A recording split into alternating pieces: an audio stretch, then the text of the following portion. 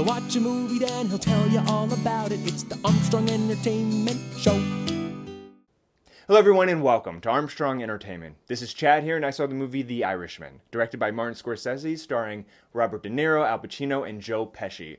Now this film is going to be on Netflix streaming on November 27th, but if you are lucky enough, like I am, it is playing in independent movie theaters across the country. And I knew I had to see this on the big screen, because if I sat home on my couch watching this on Netflix, it would take me a year to finish this movie, because it is 3.5 hours long.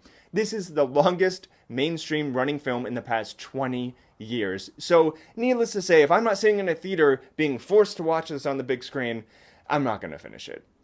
The Irishman tells the story of Frank Sheeran, who is a mob hitman who might have been responsible for the slaying of Jimmy Hoffa. Now, this is based off of the book I Heard You Paint Houses, and I'll be honest, I'm not a big mob genre guy. It's probably my least favorite genre. Everybody has to have their least favorite. This just happens to be mine.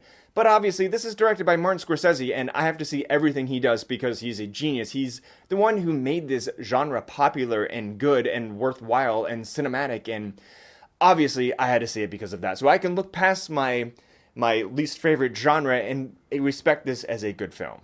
So my knowledge of Jimmy Hoffa was pretty minimal, so I was really invested and interested in his story and what was going on with him, and I felt like I was learning something, and I don't know if you know this about me, but I love biographies, so that was really an interesting aspect of the film for me. Robert De Niro playing Frank Sheeran over the course of 50, 60 years was interesting. I will admit, the very first time they showed Robert De Niro, he was probably supposed to be in his 30s or 40s.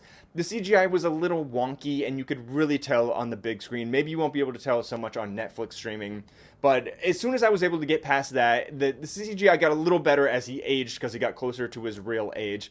But his performance was solid. He carries the entire film. He's in the entire movie, and he really does a good job through and through. His role isn't exactly the most flashy role or interesting. I would say Joe Pesci and Al Pacino, both of those actors and the roles they played, so fun to watch. Definitely my favorite part of the movie. And I definitely think both of them could get a nomination, Al Pacino and Joe Pesci. Robert De Niro, maybe he'll get a nomination, but it's just his role wasn't flashy. He did a great job with it, but it was just so much more fun to watch Joe Pesci and Al Pacino. So my overall consensus for this film is Martin Scorsese still has it. He can make a great film. He's still relevant at 76 years young. Is this one of his best films? No, it's not. It's probably somewhere in the middle. But I will say, over the course of 3.5 hours, I was completely invested. I did not get bored. And I think the reason is because I was stuck in the movie theater watching this in its entirety on the big screen. Now, watching this at home on Netflix, it's going to be a completely different experience. So I can only imagine what's going to happen. People are going to be distracted by their dogs, the doorbell, having to go to the bathroom. It's going to be a completely different experience watching this at home. And I'm so curious how many people are actually going to watch this in its entirety in one sitting and not chop it up into like 3 chunks. So let me know. So my Oscar predictions would be it's going to get nominated for the 3 lead actors, Robert De Niro, Al Pacino, Joe Pesci. It's probably going to get a Best Director for Martin Scorsese, probably a Best Film, probably Adapted Screenplay, and probably Best Supporting Actress for Anna Paquin. I'm just kidding. She literally has 6 words this entire movie. 3.5 hours long. She says 6 words. I counted. It's actually kind of disgusting. I don't understand why they even had her in it and underused her so much. I mean, I'm sure there are some deleted scenes of her, but Anna Paquin, you're an Oscar winner. Why? Whatever.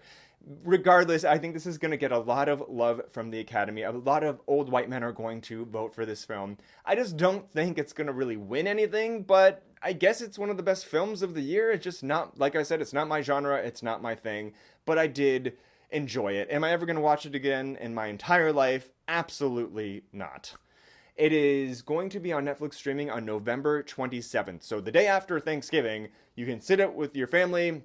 You'll be all full and drunk. And I don't know how people are going to sit through this movie, especially after Thanksgiving. It's going to be really hard to watch, but good luck. I highly, highly, highly recommend seeing it in the theater if you are able.